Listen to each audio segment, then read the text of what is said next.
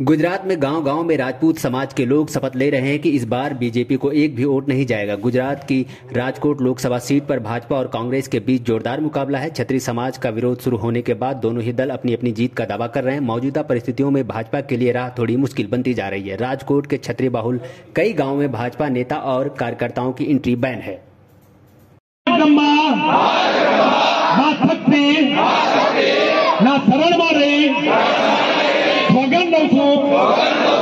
प्रतिज्ञा करू छू हूँ कोईपण हालत में कोईपण लोभ लालच में कोईपण डर वगर कोईपण भय वगर हूँ भाजपने वोट नहीं आपू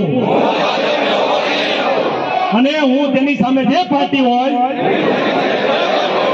चाहे कांग्रेस होय चाहे आम आदमी पार्टी होय मारो तो वोट आपी